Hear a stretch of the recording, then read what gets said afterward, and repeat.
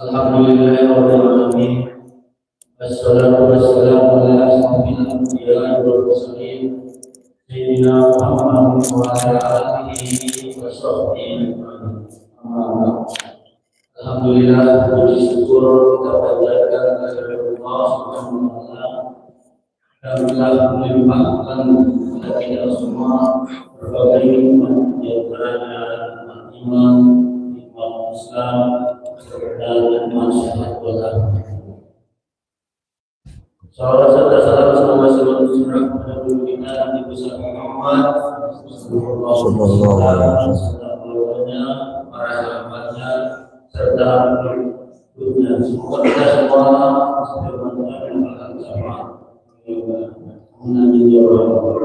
Bapak Ibu jemaah salat subuh yang dirahmati Allah.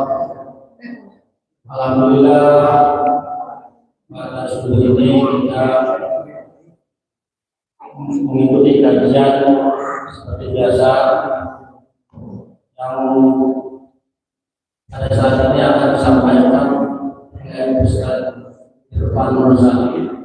Alhamdulillah beliau sudah berada. Untuk itu kita awali kajian pada pagi ini dengan membaca basmalah. Langsung saja kepada Ustaz Irfan Mursali. Mana aja lah, coba itu bagus. Assalamualaikum warahmatullahi wabarakatuh. Alhamdulillahi rabbil alamin wal aqibatu lil muttaqin wala udwana illa 'alal zalimin. Asyhadu an la ilaha illallah iyyahu na'budu wa iyyahu nasta'in. Wa asyhadu anna sayyidana Muhammadan 'abduhu wa rasuluhu shadiqul wa'dil amin. Allahumma salli wa sallim wa karim mu'azzim ala sayyidina Muhammadin sallallahu alaihi wasallam wa ala alihi wa sahbihi ajma'in. Amma ba'du. Faya ayyuhal hadirun rahimakumullah. Mari kembali kita sama-sama memanjatkan puji syukur kepada Allah Subhanahu wa taala. Alhamdulillah pada subuh ini Ahad ba'da subuh kita bisa kembali bermuhajahah, bermusafahah, kumpul bersama setelah menunaikan salat subuh berjamaah kita ta'lim. Kemudah-mudahan kita semuanya tergolong hamba yang abdan syakura, hamba Allah yang selalu bersyukur kepada Allah Subhanahu wa taala. Amin ya rabbal alamin. Juga kita bersalawat kepada baginda Nabi besar Muhammad sallallahu alaihi wasallam yang dengannya kita bisa menjadi umat yang bahagia, menjadi umat yang baik sehingga kita selamat di dunia dan juga selamat di akhirat serta mendapatkan syafaatul uzma dari baginda Nabi besar Muhammad sallallahu alaihi wasallam.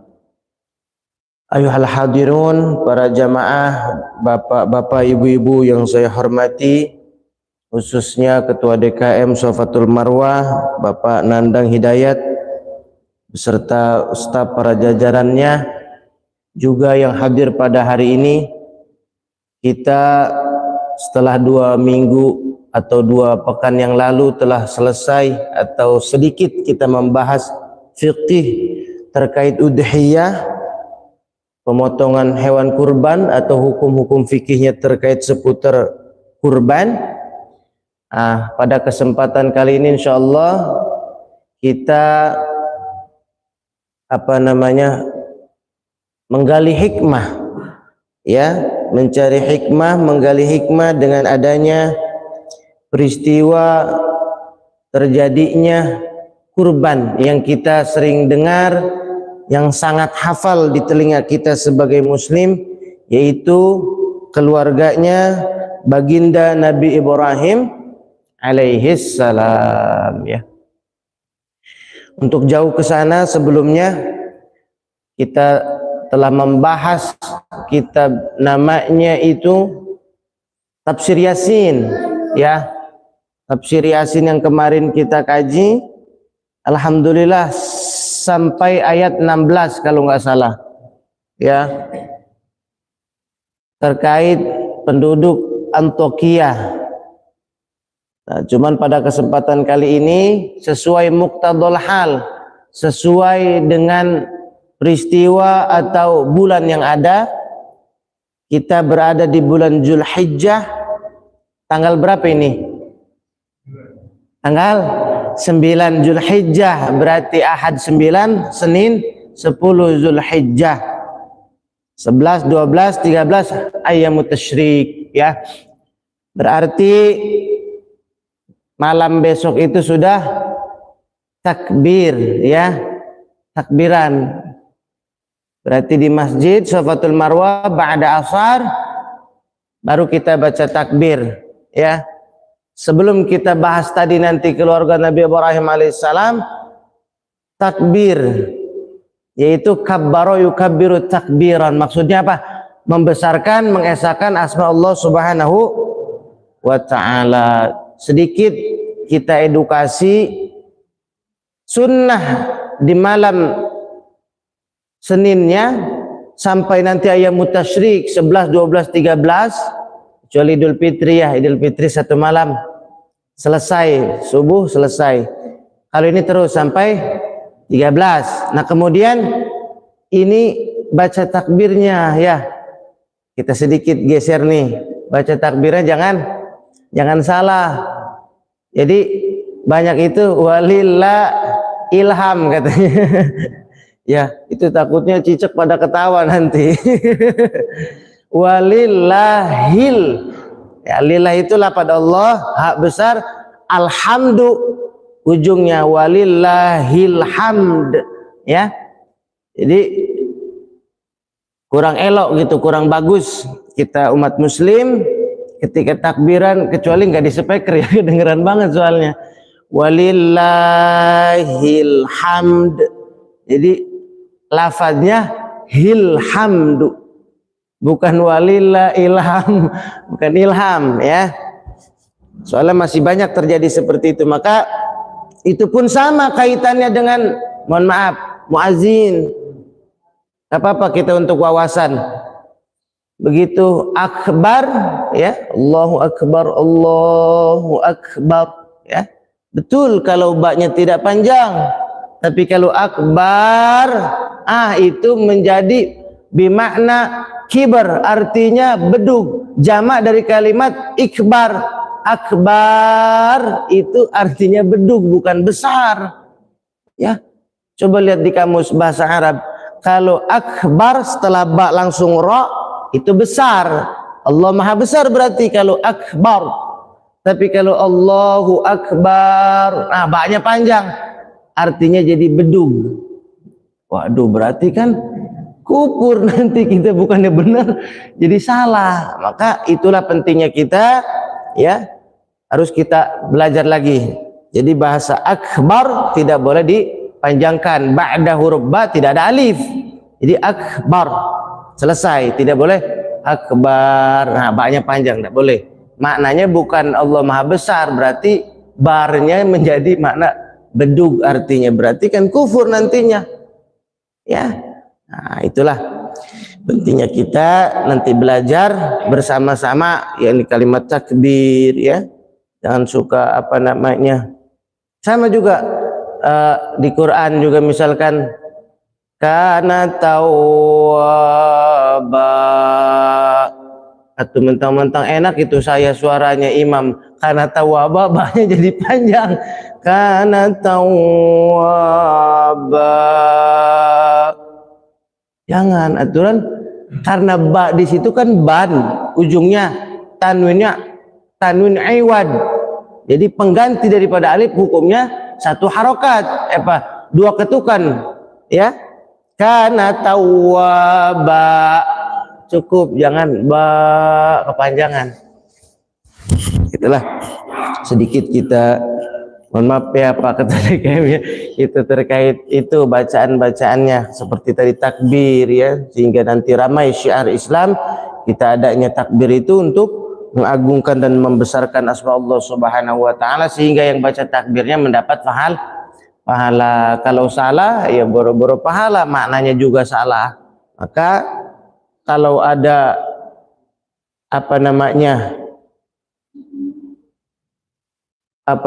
kalau ada nasihat dari yang kecil, walaupun itu nasihatnya memang keluar dari yang kecil, ya enggak apa-apa kita ambil ya. Jangan kita merasa udah tua kemudian karena ini benar ya ambil. Kalau bahasa orang Semanan tuh, walaupun keluar dari pantat ayam, kalau memang telur goreng gitu bahasanya. Jadi ambil, jangan kita tolak. Maka kalau salah, itulah sedikit kita untuk membesarkan nama Allah Subhanahu wa taala, di antaranya membaca takbir ya. Jika banyak diabadikan dalam Al-Qur'an kisah-kisah Nabi Ibrahim alaihissalam yang merupakan Khalilullah. Apa itu Khalilullah? Kekasih Allah Subhanahu wa taala. Banyak riwayat dalam Qissatul Anbiya ya, kitabnya namanya Qissatul Anbiya. Itu pernah kita lihat di situ dijelaskan Nabi Ibrahim alaihissalam kenapa mendapat gelar Khalilullah, kekasih Allah Subhanahu wa taala, karena beliau diantaranya tidak pernah memakan makanan yang ia makan kecuali bersama orang-orang yang ia jumpainya. Bahkan wakila dikatakan dalam kitab itu, 1 kilo 2 kilo dia nyari teman buat makan bersama ya. Sehingga tidak heran begitu dapat perintah untuk berkurban, sebelum berkurban itu mengorbankan Nabi Ismail alaihissalam 100 ekor unta ya, 100 ekor 1000 ekor domba. Sering tiap tahunnya dilakukan oleh Nabi Ibrahim alaihissalam, sehingga mendapat gelar Khalilullah, kekasih Allah Subhanahu wa taala ya. Membawa tauhid, keimanan kepada Allah Subhanahu wa taala. Maka di Quran itu ada kalimat beliau, kata orang-orang yang enggak paham, mencari Tuhan ya. Hadza Rabbi, hadza akbar. Tuh, di dalam Quran itu surat apa saya lupa. Maka sebenarnya itu pertanyaan ingkariyah. Apakah ini Tuhan yang begitu besar, begitu melihat matahari? Apakah ini Tuhan kalian? Ya, padahal dia bertanya tapi ingkar ya.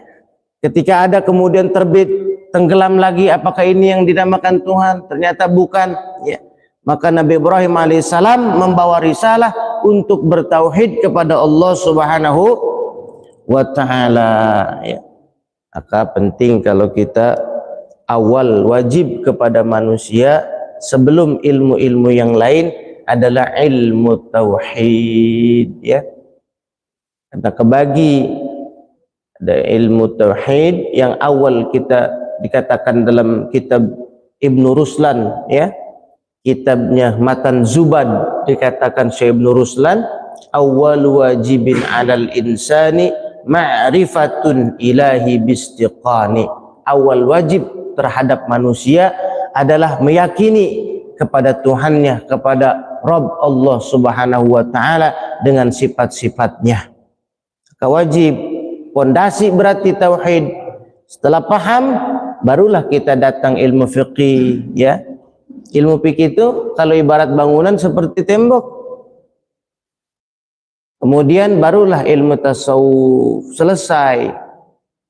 Finishing berarti kalau sudah ada pondasinya, sudah terbangun rumah tembok dan juga atapnya, baru tasawuf. Apa itu? Penghias ya. Kalau rumah sudah jadi, berarti tinggal dicat rumahnya, tinggal diberikan interior yang bagus.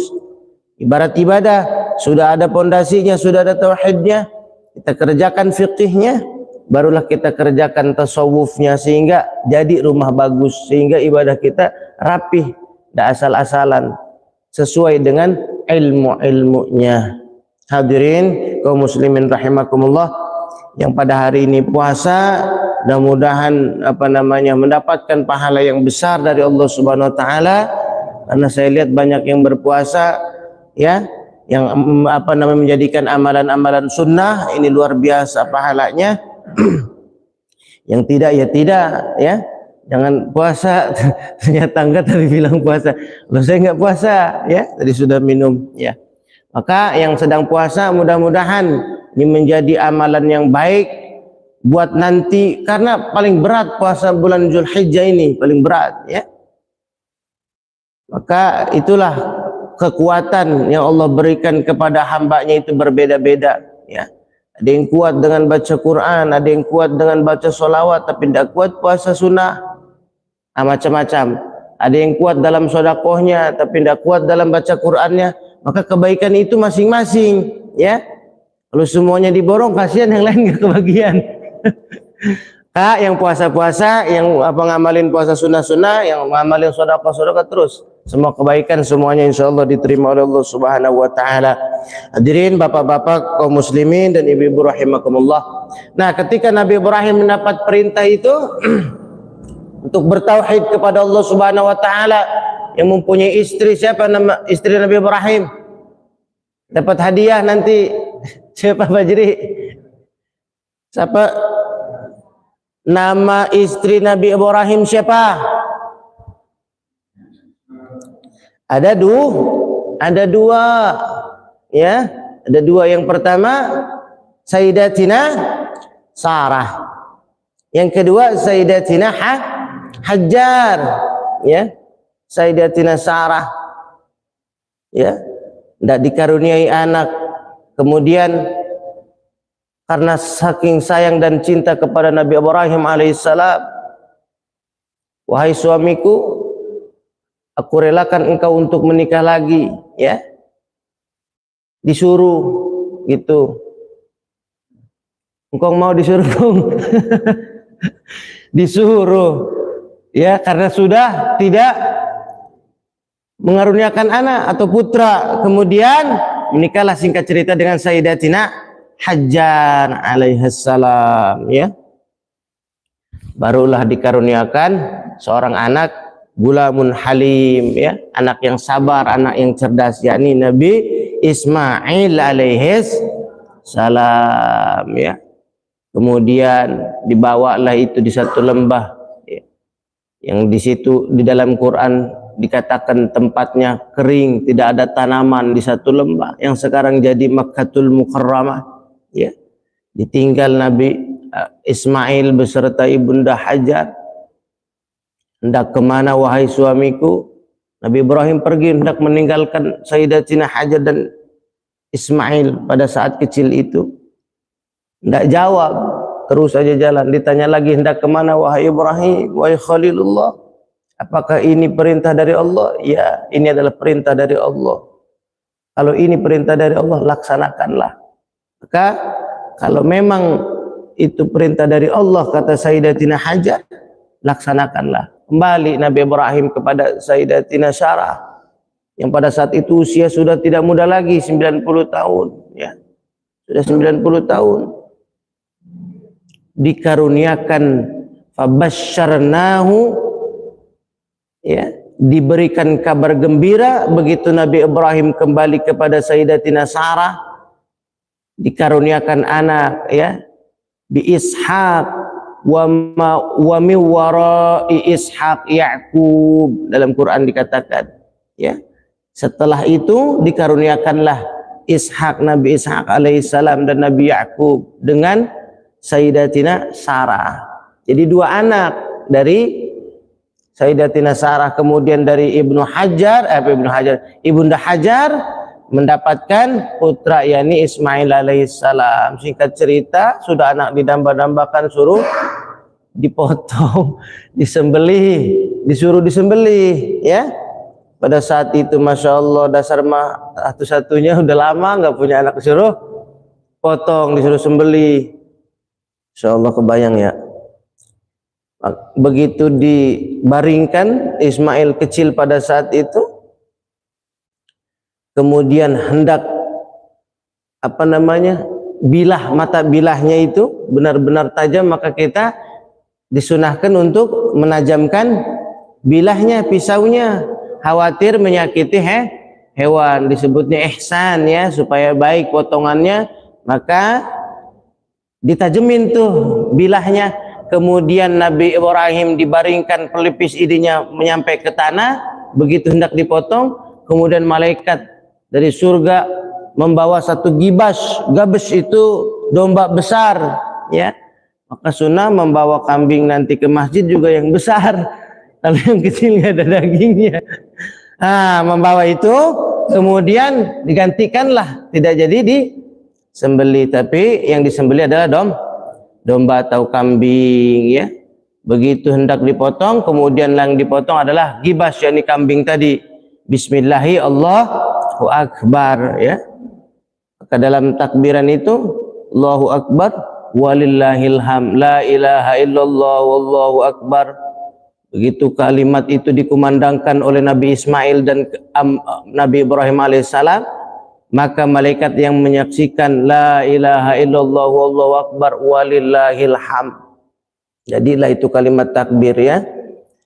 Jadi singkat ceritanya begitu. Nah, yang dikocorkan itu adalah yang sampai kepada Allah Subhanahu wa taala dalam kurban, bukan dagingnya ya, bukan darahnya, walakin yanalu taqwa minkum. Yang sampai kepada Allah adalah rasa keimanan dan takwa kita kepada Allah Subhanahu wa taala. Maka berbahagialah orang-orang yang berkurban, berbahagialah orang-orang yang bisa mempunyai kesempatan berkurban dimanapun tempat berada ya, karena besar pahalanya. Terus bagaimana yang belum bisa? Maka kemarin dikatakan bagi orang-orang yang belum mampu, maka untuk mendapatkan keberkahan di bulan Zulhijjah, di bulan kurban, bolehlah dia iraqatud dam, dia sekedar mengucurkan darah, mau potong angsa boleh, potong bebek boleh, tapi itu khusus buat orang-orang yang nggak punya duit ya, nggak apa-apa, tapi dapat keberkahannya ya, daripada nggak motong. Maka ada di situ dikatakan dalam kitab fikih kemarin, masih ingat kan?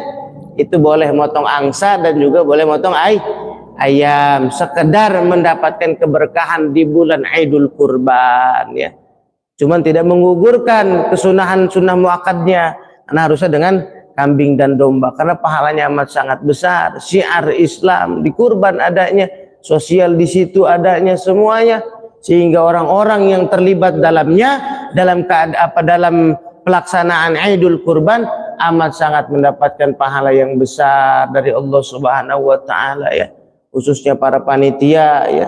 Karena panitia ini dua ketentuan, kalau memang benar-benar baik dalam mengelola kepanitiaannya, surga. Maka dia ibarat berdiri di pintu, dua pintu nih, ke neraka gampang, ke surga gampang. Begitu ya Pak ya kira-kira.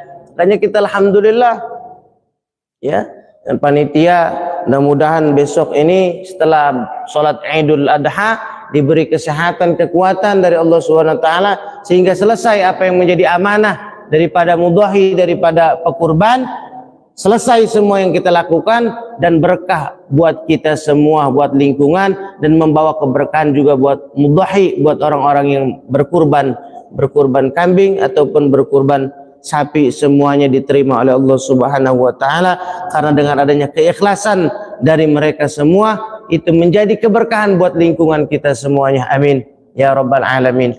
Maka pelajaran yang kita bisa ambil dari keluarga Nabi Ibrahim alaihissalam adalah, pertama, tauhid kepada Allah Subhanahu wa taala. Kedua, mempunyai keluarga yang kompak, keluarga yang benar-benar semuanya dituntun oleh Allah Subhanahu wa taala, mempunyai peran sebagai ibu-ibu yang baik, ibu yang mendidik, karena madrasatul ula, ibu adalah pendidik pertama bagi anak-anaknya sebelum dididik dengan orang lain. Karena madrasatul ula, apa-apa yang menjadi penyebab baik buruknya anak tergantung daripada ibunya, baik buruknya ibu tergantung pada suaminya. Maka itu Nabi Ibrahim alaihissalam dan Sayyidatina Hajar dan kemudian Nabi Ismail alaihissalam itu menjadi contoh buat kita semua. Ada sosok ibu, ada sosok ayah, ada sosok anak. Anak juga anak yang saleh, anak yang baik, anak yang patuh karena perintah Allah Subhanahu wa taala dan perintah Rasul ya. Kalau dia membangkang nggak mau dipotong, berarti kan patuh. Nah, maka itu semua tidak terlepas dari peran orang tuanya. Maka saya katakan, Kalau ada anak-anak di masjid, kita bersyukur kepada Allah Subhanahu wa taala. Berisik biarin, karena khusyuk enggak menjadi syarat sah salat. Ya. Mohon maaf dengan kerendahan hati saya katakan sekali lagi, khusyuk tidak menjadi syarat sahnya salat. Datang ke masjid dapat pahala besar kita sholat di masjid. Maka ada kata di dalam kitab Fathul Muin dikatakan lebih baik sholat khusyuk tapi enggak berjamaah apa mending berjamaah tapi enggak khusyuk. Mending mana? Dalam kitab Fathul Muin dikatakan lebih baik berjamaah walaupun enggak khusyuk. Artinya enggak khusyuk karena berisiknya dengan anak-anak. Enggak apa-apa. Karena khusyuk mah enggak jadi syarat sahnya sholat. Mau berisik karena itulah mereka nanti penerus perjuangan nanti yang ada di masjid. Jangan suka diusik-usik, ya. Ada nggak? Ada di Semanan begitu. Woi, galaknya luar biasa. Ampun, nggak balik-balik dia ke masjid. Saya tanya ini dulu kemarin ke masjid dulu, sekarang kemana? Waduh, galak cerita begini-begini. Miris saya dengarnya. Jadi kalau ada anak-anak berisik di masjid, biarin. Paling juga mainnya jangan di sini, ke sana aja dikit ke belakang, berisik nggak apa-apa, berisik juga ya. Yang penting jangan di tempat orang yang lagi sholat nih, ke belakang dikit begitu, biarin. Karena ntar nggak ada yang nerusin, orang-orang demen main di masjid jadi nggak demen, bener nggak? Jadi sekali lagi, syarat sahnya sholat khusyuk tidak menjadi syarat, tapi datang ke masjid menjadi pahala yang besar ya, walaupun tidak khusyuk sholatnya gara-gara berisik ya. Maka itu anak-anak yang ada sekarang ini menjadi generasi penerus agama, generasi penerus bangsa, dan juga generasi buat lingkungannya. Andaikan anak-anak mudanya baik, anak-anak yang sekarang jadi anak-anak yang baik, insya Allah lingkungan 5 tahun 10 tahun, agama 5 tahun 10 tahun, negara 5 tahun 10 tahun ke depan menjadi lingkungan yang baik, menjadi agama yang baik dipegang orang-orang yang baik, dan menjadi negara yang baik karena dipegang sama orang-orang yang baik ya. Tergantung anak-anaknya. Tapi terbalik kalau anak-anaknya tidak patuh, anak-anaknya membangkang dengan perintah Allah dan Rasulnya, anak-anaknya buta huruf Quran, agamanya buta agama, maka 5 tahun 10 tahun ke depan agama dipegang dengan orang-orang yang tidak baik dan negara akan rusak. Karena tergantung baik buruknya satu bangsa, baik buruknya satu negara, tergantung pada anak-anaknya. Maka contoh Nabi Ismail alaihissalam yang sangat patuh kepada Allah Subhanahu wa taala dan juga patuh kepada perintah Rasulnya, yakni Nabi Ibrahim alaihissalam. Mudah-mudahan keluarga kita semuanya nih dijadikan keluarga yang baik. Amin. Keluarga yang mempunyai generasi sujud kita nanti, penerus bacaan Quran kita, penerus berbuat baiknya kita diteruskan oleh anak-anak kita, karena menjadi anak-anak yang soleh, satu kebanggaan buat orang tuanya. Jangankan di akhirat dapat pahala besar, di dunia pun sudah menjadi harum buat orang tuanya ya, menjadi harum. Kalau anak baik mah, itu anak siapa ya Allah, bagus amat, itu anak luar biasa akhlaknya, tuh anak ibu itu yang disebut ibunya wangi, ibunya rumahnya di mana, di Cemara misalnya, Cemara wangi, paham nggak kira-kira? Jadi yang wangi itu, itulah kira-kira. Kemudian di RW berapa? Di RW 10, oh kan wangi, harum gitu di luar. Hafiz Quran, rumahnya di mana? Cemara 7 misalnya. Misalnya walaupun nggak ada, nanti kalau ada yang mana? Cemara 6 misalnya, wah luar biasa, harum di luar. Ya, tapi sebaliknya, begitu ketahuan, ketangkap sama polisi, di mana itu? Tuh tinggal di Cemara, buruk nama kita, ya. Anak siapa? Waduh, buruk tuh. Gara-gara tingkah lakuan anak. Maka pesen ya, jangan sampai salah kita memilih tempat, memilih pergaulan, dan juga memilih guru, ya. Sehingga anak-anak ini menjadi anak-anak yang baik, ya. Para hadirin, ibu-ibu jamaah rahimakumullah yang saya hormati dan semoga Allah muliakan. Terakhir, tadi pesan pertama adalah tauhid kepada Allah Subhanahu wa taala yang kita kaji dulu, sekarang udah mulai hilang. Sudah mulai transisi ini, dikit-dikit hilang. Tauhid yang kita dulu diajarkan sama kakek kita, diajarkan dari kakek-kakeknya lagi, wujud qidam baqa mukhalafatul hawadisi qiyamuhu, wahdaniyat, qudrat, ilmu hayat sama itu, masya Allah, kalau kita kaji dalam ya. Sekarang udah nggak mau itu orang-orang sekarang ngaji begitu gaya baheula, cuma udah ketinggalan Ustadz, bukan ketinggalan ya, dia nggak paham untuk bahasan-bahasannya. Maka itu ilmu-ilmu tauhid yang kita sering baca zaman-zaman dulu kong ya, inget gak dulu ngaji sifat 20, wah pentingnya luar biasa. Sehingga nggak bakal goyah, nggak bakal geser ketika ada suatu kejadian ataupun hal-hal yang baru yang sekiranya terkait dengan akidah, sudah mantap tauhidnya. Karena itu pondasi. Orang nggak bakal kelihatan hebat ilmu tauhidnya karena tauhid mah di dalam adanya pondasi. Nggak kelihatan. Orang yang dilihat rumah bagus bukan dilihat rumah bagus amat pondasinya, enggak dibilang gitu. Rumah bagus amat di tembok, yang kelihatan luarnya, nggak kelihatan tauhid. Karena dalam hati tinggi dan tidaknya keyakinan dalam ilmu tauhid nggak bakal kelihatan karena di hati dia mah. Tapi fikih yang kelihatan sehari-hari ya, seperti ibadah, sholat 5 waktu, zakat, puasa, haji, fikih yang kelihatan mah. Maka keyakinan tidak mesti diucapkan, tapi diyakini dalam hati. Sering saya katakan sama ibu-ibu waktu kalau ngaji di hari Jumat, saya bilang kalau kejadian yang sekiranya terkait dengan ilmu tauhid itu tidak mesti kita ucapkan, tapi kita yakini dalam hati. Paham nggak? Jadi yang bicara ini adalah hukum fikih. Kalau kita bicarakan ilmu tauhid dalam lisan, maka tidak ada yang terjadi hukum qisas. Kenapa ada hukum qisas? Karena adanya hukum fikih. Kenapa dia mencuri? Oh, dia maling. Kenapa dia maling? Iya, maling punya orang karena hak orang lain diambil. Itu ilmu tauhid, ilmu fikih namanya. Tapi kalau kita pakai ilmu tauhid, kenapa dia maling? Ya, namanya maling ya. Itu juga semua udah ketentuan Allah. Dia maling, bukan mau dia, emang Allah yang nentuin. Nggak ada ilmu penjara nanti, perdata dan perdana, nggak ada hukum qisas. Paham nggak kira-kira? Coba kita nyebrang, pasti tengok kanan, tengok kiri. Jangan dibilang kenapa dia nyebrang kemudian ketabrak. Oh, itu mah udah kudrat Ustaz. Itu mah udah ketentuan Allah. Iya, semua juga ketentuan Allah. Maka dari itu kita berikhtiar adanya ilmu fikih ya. Kadang yang gagal paham dalam ilmu tauhid, ya udah biarin, namanya juga itu mah qudrat iradat Allah. Iya, itu mah nggak mesti ucapin, adanya di hati ya. Kenapa dia bisa ketabrak? Oh, dia nggak nengok kanan, nggak nengok kiri, dia nggak ngasih sen. Itu syariat tuh namanya. Tapi kalau tauhid, oh iya memang udah ketentuan Allah, tapi adanya di dalam itu mah nggak usah diucapin. Sehingga nantinya kalau diucapin nggak ada ilmu qisas, hukum qisas fikih. Paham nggak kira-kira? Nah itu.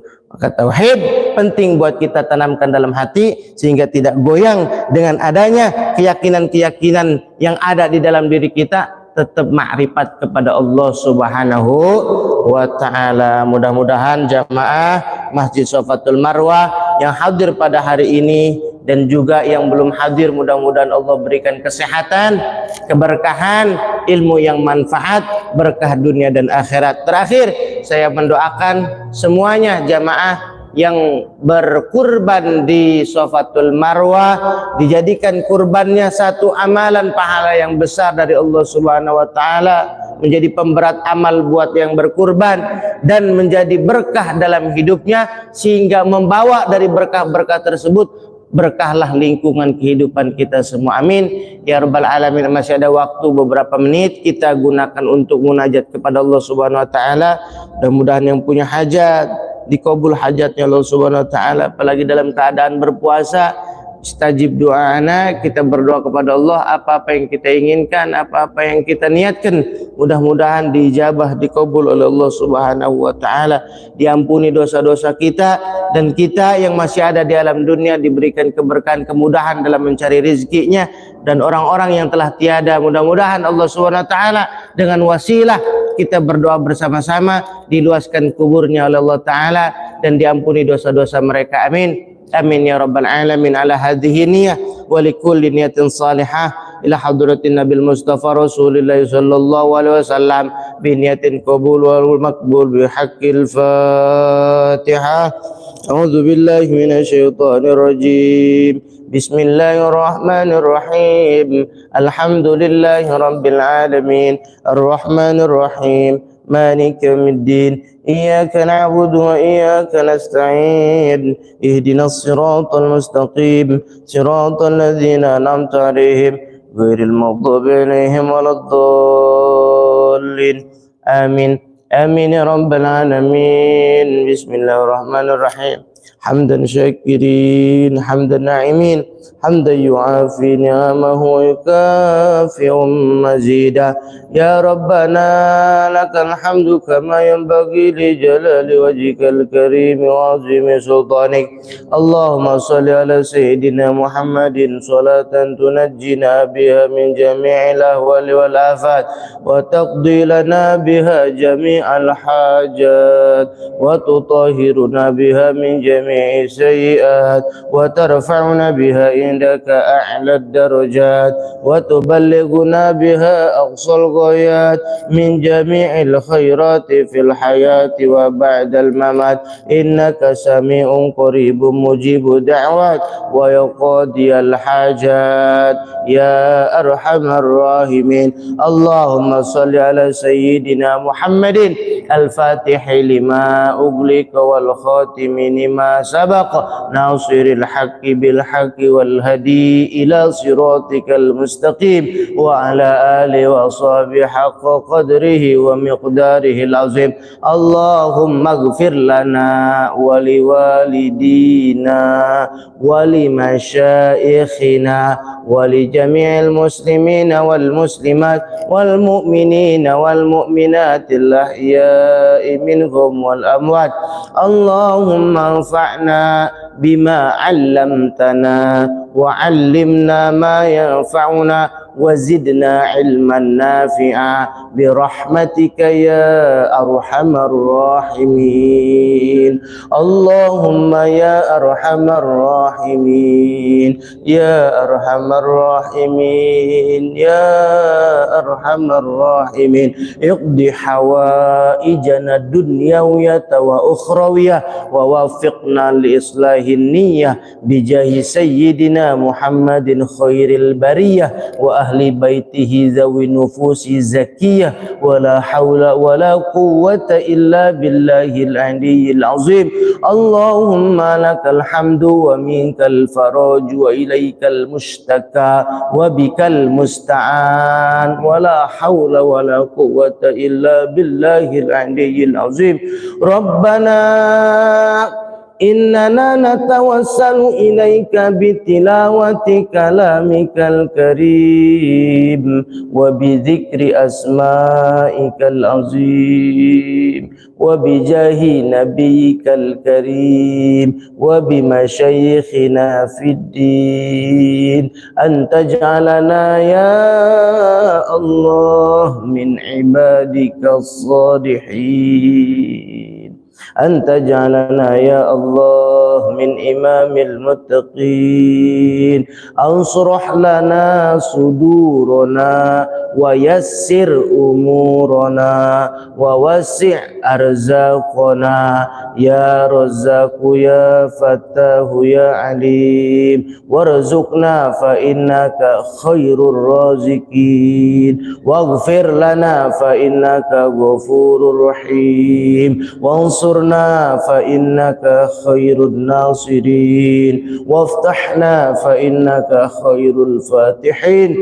فأتنا سؤالنا يا الله فأتنا سؤالنا يا الله فأتنا سؤالنا يا الله. ربنا آتنا في الدنيا حسنة وفي الآخرة حسنة وقنا عذاب النار. يا الله بها يا الله بها يا الله بحسن الخاتمة يا الله بها يا الله بها يا الله بحسن الخاتمة يا الله بها يا الله بها يا الله بحسن الخاتمة. صل وسلم على جميع الأنبياء والمرسلين دعوهم فيها سبحانك اللهم وتحياتهم فيها سلام وآخر دعوهم أن الحمد لله رب العالمين. Taqabbalallahu minna wa minkum wa taqabbal ya karim. Mudahan semuanya kabul Allah Ta'ala. Bila ada kurangnya saya mohon maaf ya. Bila lebihnya itu dari Allah Subhanahu wa Ta'ala. Pahala haji ya, yang bisa berhaji, keluarga saudara kita yang sedang berhaji, mudah-mudahan diberikan kesehatan ya, tetangga saudara siapapun umat muslim khususnya, dan kita yang belum berhaji pada saat ini kita dapat pahala berhaji. Dilihat dalam hadisnya, orang yang menuntut ilmu di dalam masjid kemudian sampai waktu subuh datanglah isyraq, salat isyraq beres, sama dapat pahala berhaji. Amin ya rabbal alamin. Wallahul muwaffiq ila aqwamit thoriq. Wassalamualaikum warahmatullahi wabarakatuh.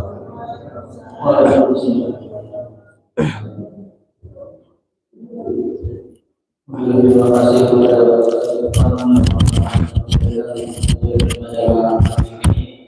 sangat bermanfaat dan mudah-mudahan kita bisa mengamalkan